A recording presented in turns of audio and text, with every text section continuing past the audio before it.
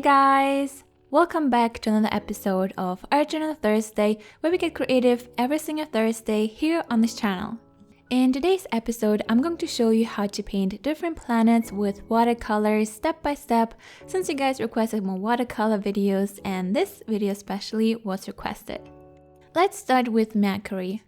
First things first, let's add some water to the circle because here we're going to use the wet and wet technique. Here I'm using a flat brush, but it's not necessary. Next, load up your wet brush with a little bit of black watercolor and start dabbing it onto the circle, leaving some areas free from any paint. This way the paint will start melting into the water and some areas will be brighter than the rest. If you use too much water and everything just turns gray, just use a tissue paper and remove some of the water and paint just to keep some areas lighter.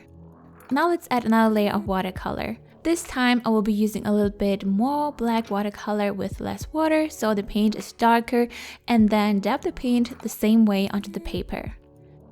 You want to make some areas even darker while keeping some areas still pretty light. Let the Mercury dry for now and we will get back to it later. Let's move on to Venus. As you can see on the pictures, Venus has lots of warm tones such as brown, yellow, and red, so that's why we will work with these colors. Again, apply some water to the circle and then start dabbing some of the orange colored paint to the circle, but leaving out the center a little bit. Venus has this weird pattern in the middle and we won't paint that super detailed, we will actually use salt to create a similar pattern. I also added a little bit of this red-orange paint to the top and the bottom part and made everything melt into each other with a little bit of clear water. And then just keep adding a little bit more paint in brown and orange on top to make everything a little bit darker. Don't stress too much, guys, just have fun with watercolors.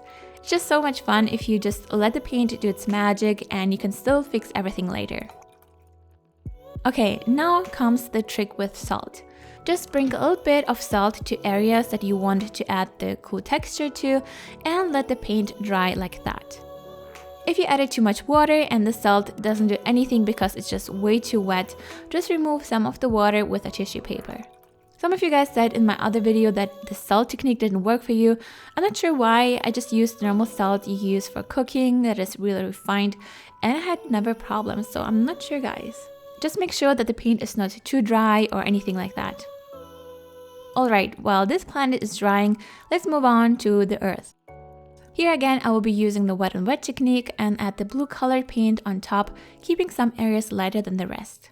Here I kept the area where I will be adding the land a little lighter while building up the intensity of the water by adding more paint on top.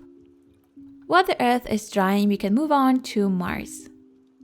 I found lots of different pictures of Mars that were all a little bit different, so I'll be focusing on the main colors and patterns.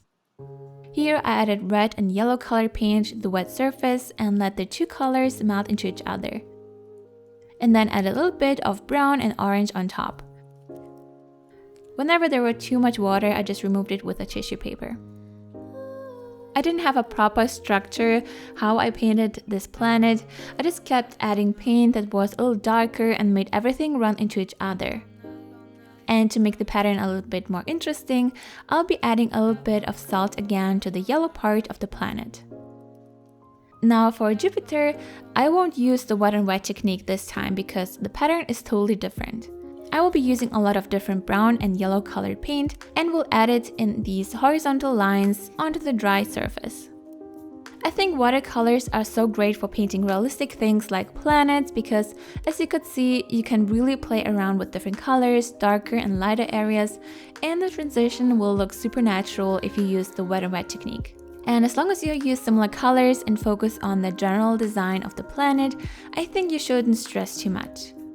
If you look up watercolor planets on the internet, you will see that everyone painted their planets differently, but you can still tell which planet is which. And it's super relaxing as well, so I would totally try it out, especially if you're new to watercolors because you can use a lot of different techniques without painting anything super complicated. As you can see, I applied the paint first and then let the different shades run into each other just a little bit, so the transition between the colors is super soft. And later we can add more details to it. Now for Saturn, you can decide how you want it to paint.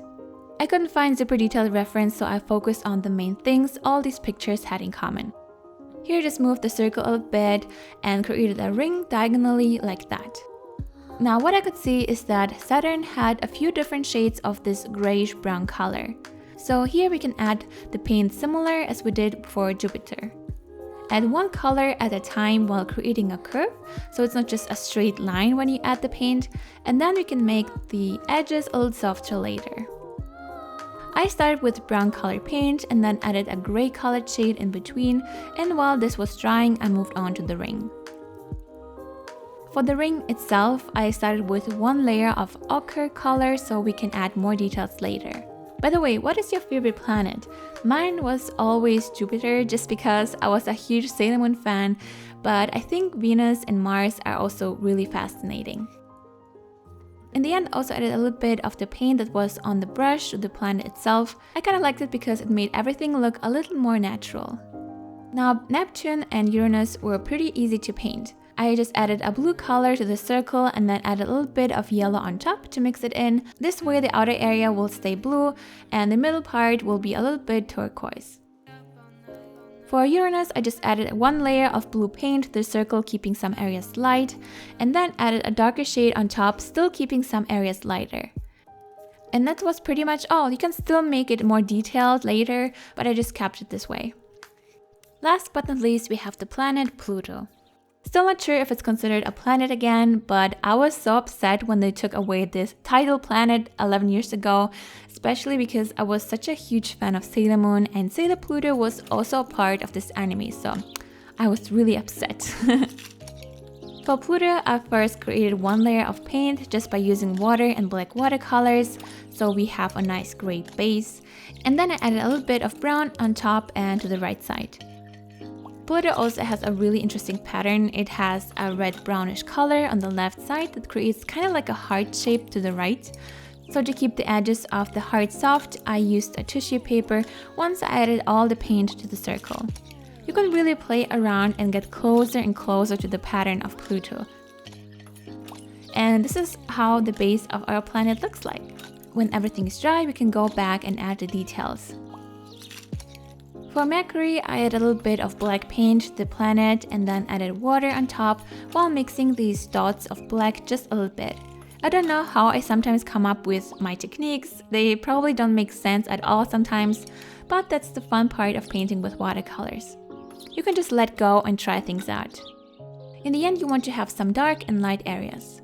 If you want, you can also add white dots on top using a white pen, but I just kept it this way. For Venus, I just went back and darkened some areas with more red and brown color. I also lifted some of the paint on the left side to make it a little lighter and added a little bit of yellow on top. Our Earth also needs some land as well, so I added the first layer using ochre and then green on top. It's not the most detailed Earth, but you can still tell that it's supposed to be an Earth. You can also make the water lighter or darker if you want. For Mars, I used dark brown colored paint and dabbed it onto the paper and let it melt into the layer below using a little bit of water. The same goes for Jupiter. Here I just used a brown colored shade of watercolor and added it to some areas where I found it needs to be darker. Just use a reference and play around with it. Whenever I see too many details, my eyes get lost, so I focus on the main things and then work from there. Last but not least, I added a little bit of dark brown to Saturn as well and let everything dry. And this is the final result. I hope you liked this video and found it helpful. If so, be sure to give this video a thumbs up to support this channel. And if you're new here, don't forget to subscribe for more arts and crafts or videos in the future. I post videos every Thursday and Saturday. And if you want more watercolor inspiration and tutorials, you can check out my playlist right here. Thank you so much for watching, guys. Have a wonderful day, and I will see you on Saturday. Bye!